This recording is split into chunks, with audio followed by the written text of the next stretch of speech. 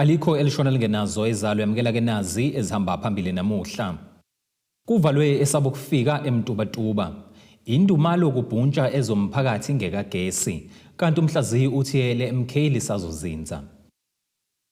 Izindaba ze1KZN TV uzifundelwa uSiyabonga wakaduma nina bezulu lidume esandlwane siyakhuleka.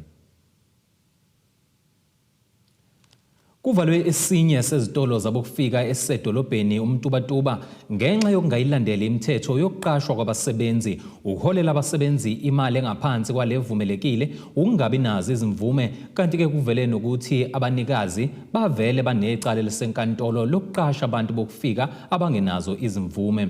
Lokhu kwenzeke njengoba iphini likaNgqongqoshe uMnyango wezabasebenzi uJomo Sibiya kanye nephini likaNgqongqoshe uMnyango wezasekhaya kanye nemeya kaMasipala wesifunda uSiphile Mdaka behlola izitolo ezisedolobheni laseMtubatuba.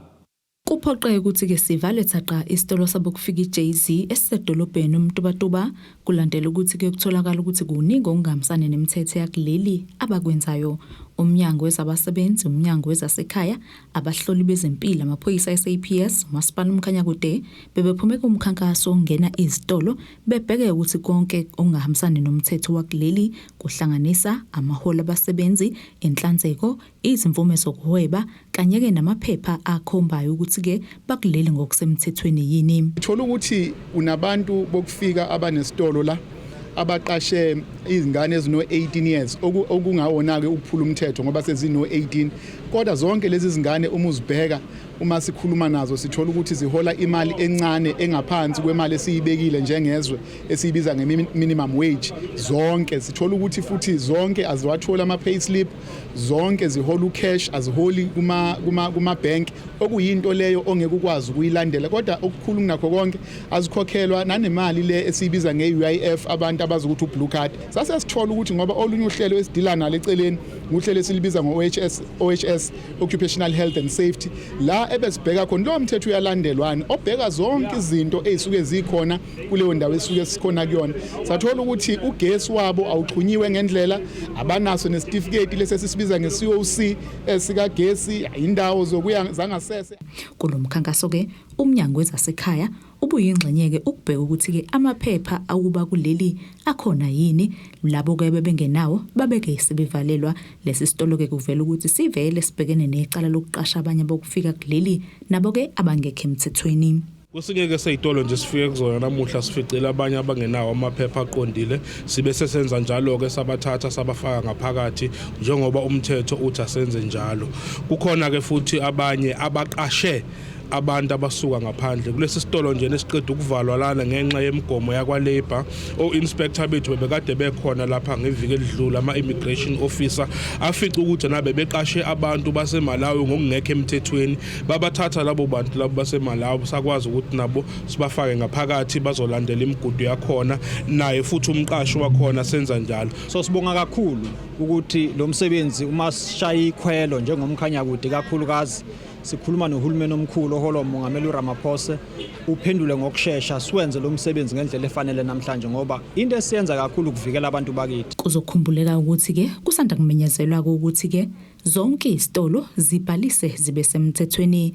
Ngemumva kwalesi simemezelo kuvela izindaba zokuthi kunabantu bakuleli abasebenzisana nabezitolo zokufika ukubhalisa ke lezi izitolo ngaphansi kwamagama abo.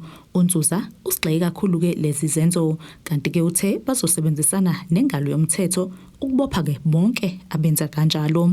Yabona nje uma ngakubeka abanye bafike beqale bakhokhelwe u500 ukuze bashade labantu bangaphandle bese abantu bangaphandle bethola ubuzwa bala eSouth Africa. Leyo nto ayikho emthethweni and uma usutholakala uyenza uyobusa uboshwa nawe ungowala eSouth Africa. Sizoqhubeka ke sisebenza ngalendlela, ibalo ziningi kodwa icrime iyehla ngendlela esibona ngayo ngoba i-visibility ekhona ikhombisa ukuthi kukhona abantu abakhona.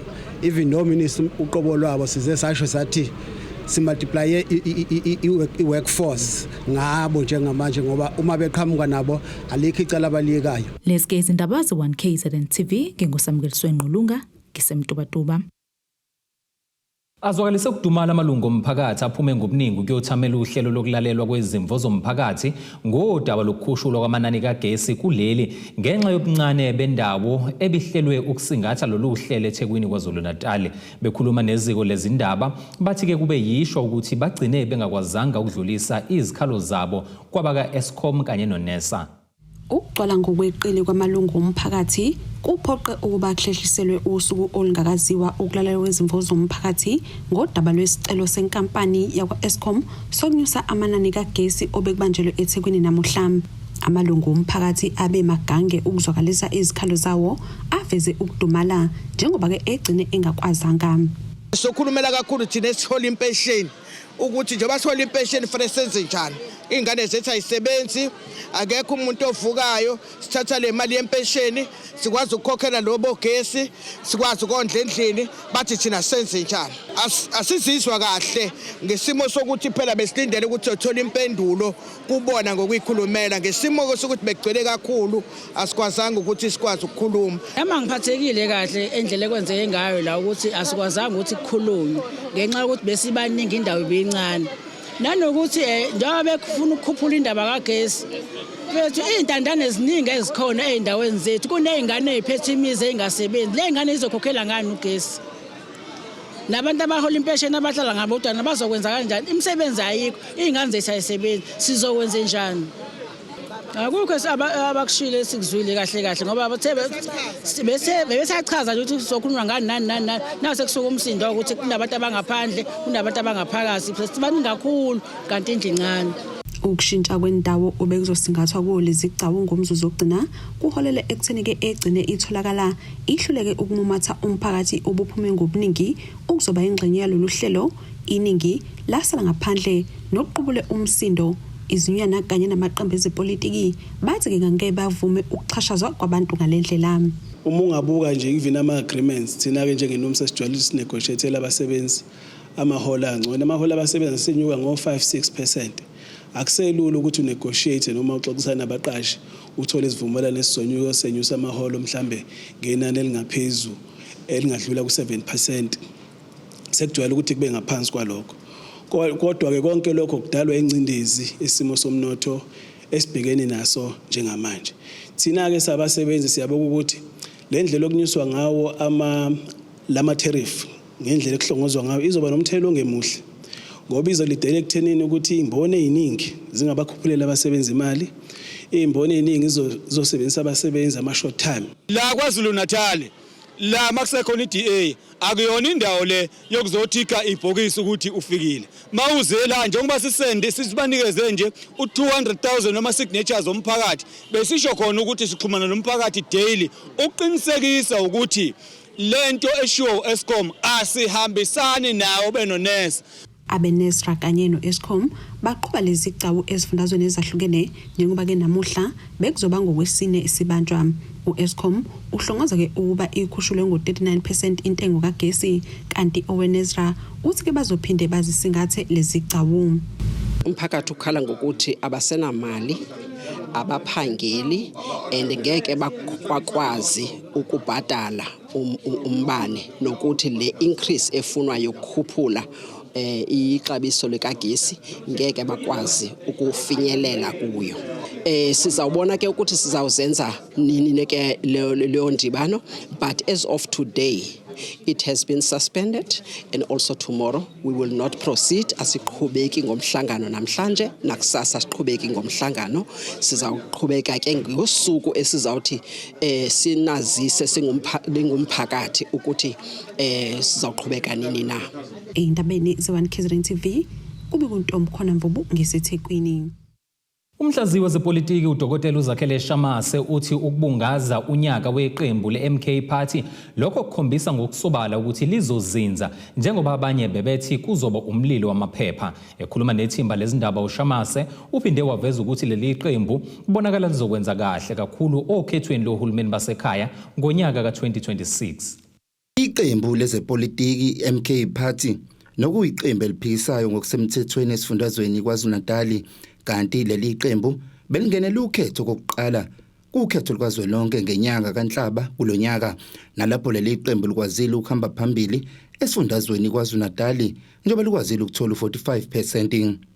Leli qembu eliholwa yilowengu umengameli wezwe nowayengumengameli weqembu le-ANC uJacob Zuma, umhlazi wezepolitiki uDkt Shamase uthi likhombisa ukudlondlobala kakhulu kunakuqala. So ke ukuthi li celebrate eMoses Mabhida unyaka likhona fanele kushaywe ihlombe lokho ngoba kuchaza ukuthi iqembu eliqhubekayo liyaphambili kwangawona nje umlilo wamaphepha nje okwakushiya ukuthi hayi ukuthi makuphela ukhetho kuphele nje futhi ngalo ngezwakala lutho ngoba lalingena inhlaka namanje likabe nazi inhlaka kodwa manje uyabona ukuthi liyaqhubeka liyaphambili linqenqa osomaqhuzu ngisho osolwazi nginenqa odokotela nginenqa amaphoyisa othisho nesi balijoyina ngisho nosopolitiki abazwayo abasemkantshubomvu abaphuma kumaqembu la azwayo kade ekhona njenge-ANC njenge-EFF namanye amaqembu. So ke iqembu leli futhi liyasho ukuthi uhulumeni ozothatha lithi lizothatha amandla kwi-metro yaseThekwini ngo-2026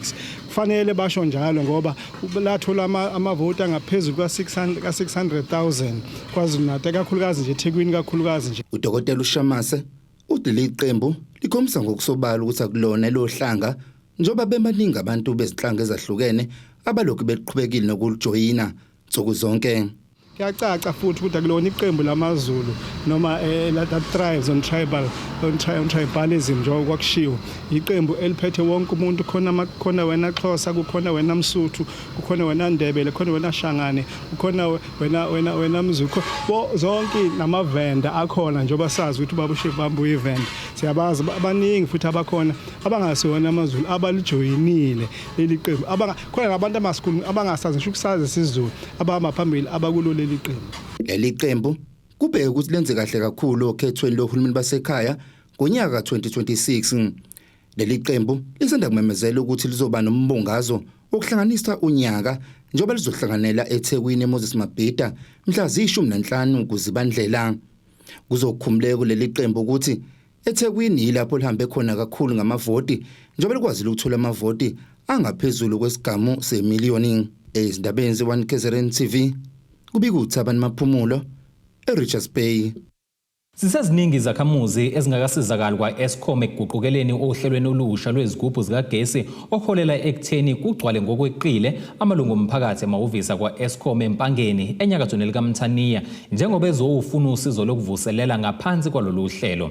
Izakhamuzi esikhulume nazo azikakwazi ukubhalisa kabusha, lokho-ke kwenza kube kukhulu ukukhathazeka njengoba sekusele isikhathi esingaphansi kwezinsuku ezimbili kuvalwe lolu hlelo.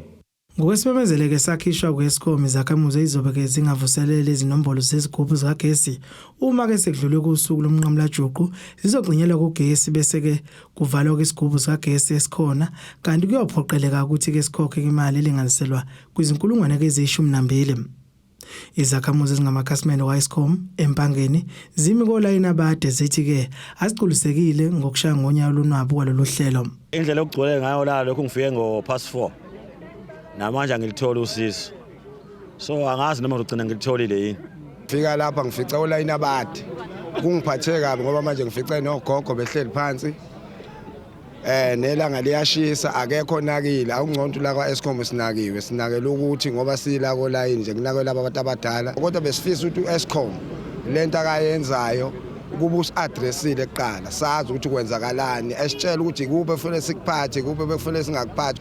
Awuthengeka ugesi kuthiwa ngifake inombolo engazazi ukuthi ngizozithathaphi ngizazi ngani zihambelana nogesi wami. Ugesi kwakunelo shedding lokuthi qha uhambe ubuye lokuthi qha ngelinye ilanga wahamba ugesi wawusumncane esigujini ngiyangithi ngiyabheka awusekho ugesi esigujini akho ngisho inombolo akubhaliwe. Ngithatha ikhadi ngiyothenga emashayineni eduze la ngithenga khona kuthiwa ngifake inombolo ezinye ugesi usushintshile. Hawu kanjani thina singanikwanga lezo inombolo? Ezinye izakhamuzi zithi zibulawa nayindlala ngesikhathi ke zimola inambade zingakalitholi ukusizo. Ngithe manje bathenga ugesi apha ekhaya ikhadi alingeni ngazolipota la ngafica amaphoyisa odwa Eskom akekho afuni ukungisiza nje manje ukuthi bengisize. Manje nginendlela manje ade ngithi kufuna bathi angizodilesa kubantu abadala abahola impesheni khona angisizakali nje manje. Indlala ngilambile manje nalapha esiswini sami angiphathekile kahle lapha ngiphathe nayisisi yonke into. Sokufuthi ibindi Ibindi sele uthi BP isiqhimze phansi ngoba phela noma sivukile nje ayeke ukwazi ukuyitolo uyithengela ukudla ubuse la awukwazi ukuhamba usheshe kodwa nje thathwa labo othiwa baneyinduku bona bagula kakhulu asazi msokwenze njani. Ungqongqoshe kagesi kuleli udokotela Conscience Ramakgopa ngesikhathi ekhuluma nabezindaba azisa kumphakathi ngalezi nguquko uthi Eskom uzubhalise ngempumelelo isigubhuko zikagesi ezingaphezulu kwezigidi ezinhlanu. Umnqamla Juqu walolu hlelo ungesonto kanti uma ufuna ukuzenzela ngokwakho ukuthi imitha yakho isibhalisiwe kabusha yini uma isishintshiwe ungacofa le nombolo evelayo ngezansi kwi-TV yakho uma isishintshiwe izokutshela ukuthi KN2 ezindabeni ze1 KZN TV kuba inkosi enhle Mthembu empangeni. Ake sihlabene nali ikhefu sihlangabeze nezinye masibuya.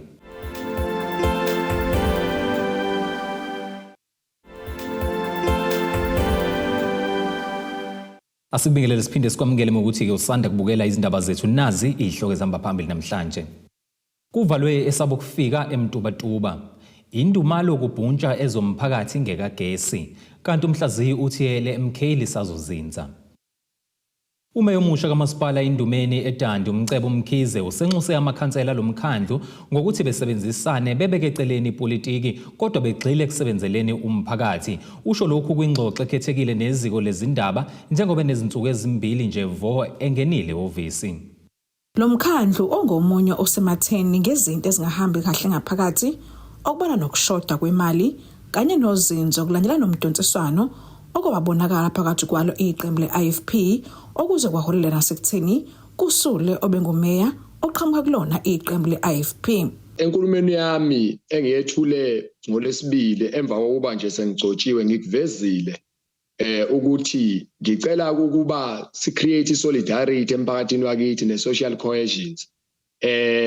Konke kodwa lokho kulele ekuthenini thina njengamakhansela ngaphakathi siyiphethe kanjani.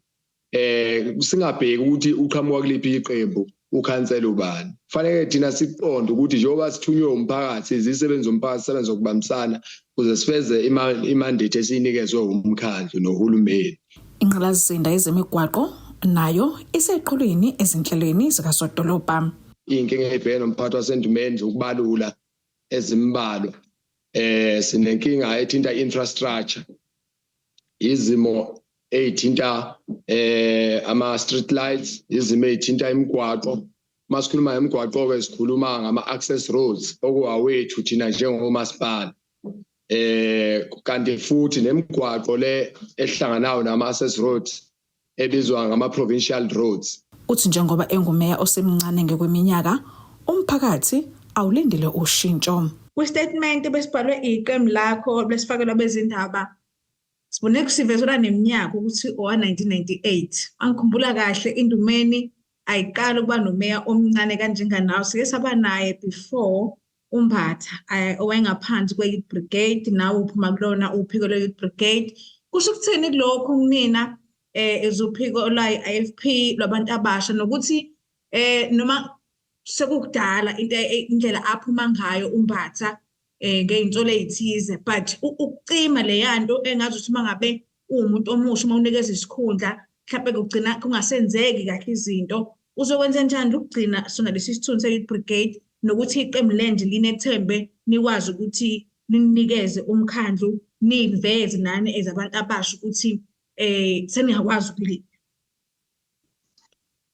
Ngiyabonga msakazi impela uqinisile umsakazi akusikho ukuqala ukuthi umkhandlu wakithi endumeni noma iqembu le-IFP likholelwe kubantu abasha liyakwenza lokho ngoba uma uzobheka ngisho umkhulumeli wethu kuzwe lonke njengoba usho ukuthi ubona istatement sakhe uma ubheka iminyaka yakhe hayi kuyacaca nje ukuthi i-IFP yakholelwa kubaholi abasha. Cha angizungena ukuthi obani benzeni nini kodwa ke njengoba usushilo njengoba umuntu omusha onaleminyaka engikuyona ngingasho ngithi cha balindele into ezintsha kumuntu omusha ilokho nje singakusho. Ngotebakho Sibisi wezindaba ze1 KZN TV ku channel 261. Sinzima isimo esibhekene nesaguga esineminyaka engama-28 phecelezi 88 weminyaka sasophepheni kwamagugu kuWard 4 ngaphansi kamasipala uMzumbe njengoba sihlala endlini engaphephile engawa noma kunini. Ubabizana Mgwabe uthi enye yezindlu zakhe isike yawela kuyena wasinda ngakho-ke lukhulu uvalo analo kuma kunezimvula ezinamandla okanye isiphepho. Uthi ucela ukwakhelwa indlu yoxhaso kanti unesikhathi eside ayibhalisele akaze ayithole. Sithi siphila ngokwesaba ukuthi indle sihlala kuyona ingawa noma kunini. Isaguga sasophepheni kwamagugu kuWard 4 ngaphansi kwamasipala uMzumbe. Lesi saguga esihlala sodwa sithi lendlu isike yawela kusona kodwa sasinda. Sithi sidinga usizo lokwakhelwa indlu. Ngiyacela ukuthi bangakhele ngihlele eminyango phakathi yawo lento nangaphandle kwale engale engidala kuyona inokuwela phezulu kwami kwanamandla ngisenawo ukubaleka. Ongumakhelwane kagogo uchaza isimo sikagogo. Ugogo indlu yakhe iyanetha.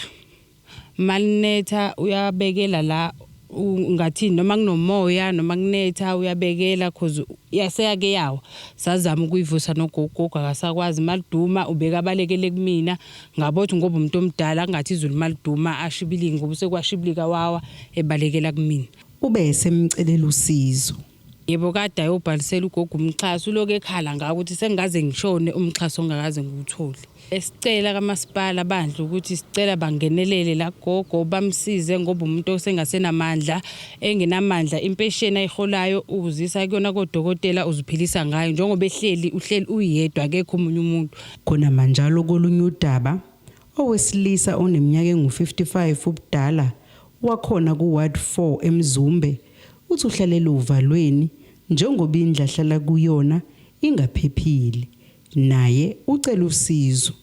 Sisinzima ngihlala emkhukhwini onethayo ngilala e4 days ngingadlanga ngiphethwe iasthma ngiphethwe izinyawo la kulomleze kwaphuma amathambo. Abebezonikelela lona wesilisa ngokudla bamcelela usizo.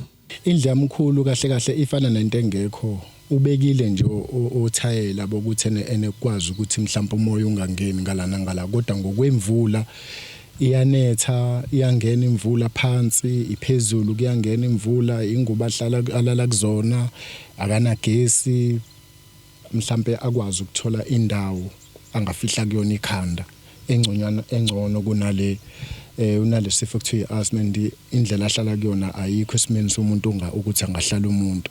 Uthinta umasipala uMzumbe okhulumela lo masipala uthembisa ukulandelela udaba. Umasipala waseMzumbe ulitholile udaba olubuhlungu njenganalolu. Siyathembisa futhi njengomasipala ukuthi sizolisukumela ngokusheshsha okukhulu. Ngingakuqinisekisa njengamanje ukuthi bese sixhumene nophethe umnyango wengqalasizinda la kamasipala abazozama ukuthi okokuqala babheke ukuthi kwi-database ngempela laba obasho ukuthi babhalisiwe yini. Then okwesibili ubuholi bamasipala buzophinde benze iqinisekiso ukuthi buyalilandelela lo daba ekuthenini bagcine besizakele izakhamuzi lezi. Phinde futhi sikuveze ukuthi umasipala obakhathalele bonke abantu. Lo mbiko benwethulelo zamando sicele wezindaba ze1 KZN TV ngisophepheni.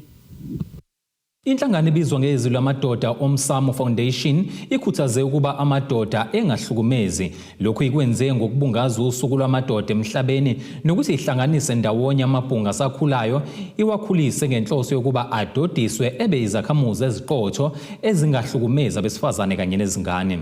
Inhlangano izwi lamadoda Omsamo Foundation ezenze ngaphansi kwesifundo King Cetshwayo ihlanganisa abesilisa abasakhulayo nokuyilapho kuyivule khona inkundla kuxoxwa ngezindlela zokwakha nokugqugquzela abesilisa ngendlela yokusiphatha. Lokhu kwenzeka ngesikhathi lapho kuleli viki kade kubungazwa khona usuku lwabesilisa obeligujwa emhlabeni wonke jikelele. Inxuseke ukuba kamadoda awangahlukumezi. Ubhubhano lukhona namhlanje lwenziwa abafana abancane kakhulu. Umfana omncane namhlanje uzathiwa ubulala intombazane. Umfana namhlanje uzathiwa urephile.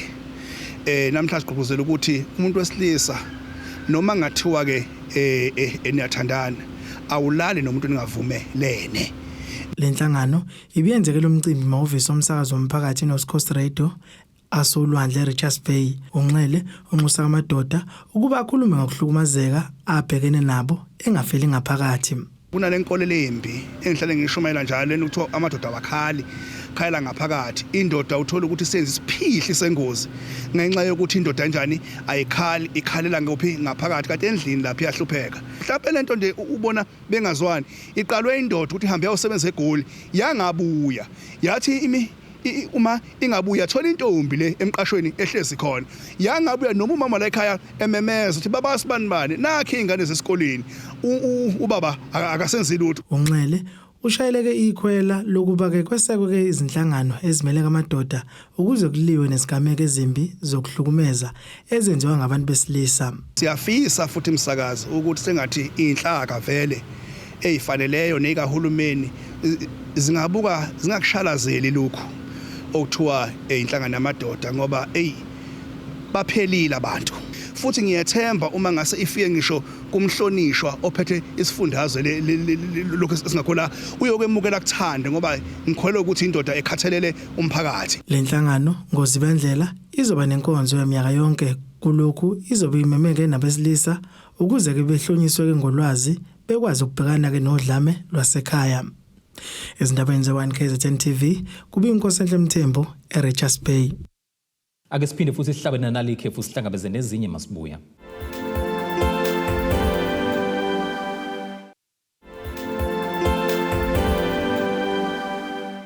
Asibingelele siphinde sikwamukele ukuthi usanda kubukela izindaba zethu nazi ihloko ezihamba phambili namhlanje.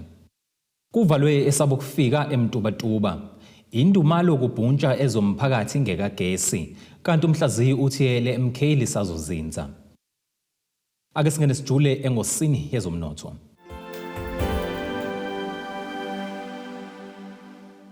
Irandi lakuleli u18.14 maliqhathaniswa nedola laseMelika libe u22.93 uma liqhathaniswa nopondo waseBrithani liphinde libe u19.11 uma liqhathaniswa neeuro laseEurope. Igolide ke lona lingu$2,662.34 i-ounce kuthi uwelo ngahluziwe ube u$72.81 umphongolo. Ake sibhekele ngosini ezemidlalo. Umqeqeshi wamabhokobhoko uRassie Erasmus uthi ukubhinjelwa yizinto kweWales ngeke kuholele ekutheni bayithathe kancane uma sebebhekene nayo ngomgqibelo. Lo mdlalo ke ozobe ungogcino ohambeni lwamabhokobhoko phesheya uzoqala ngo-22:08 ebusuku eMillennium Stadium eCardiff eWales.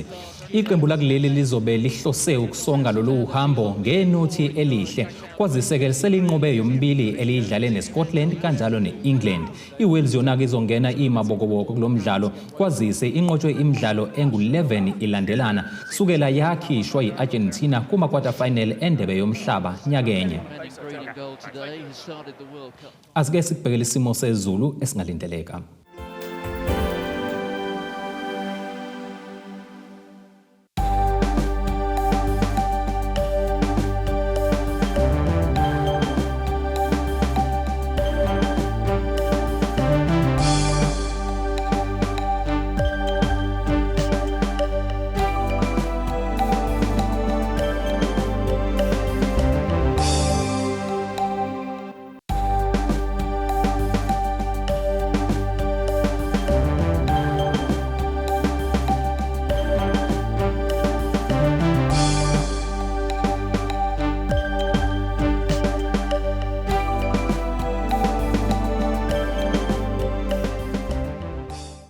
Ziyaguqa bese kuphathele zona namhlanje sihlangabeze futhi kusasa kanye nezinye.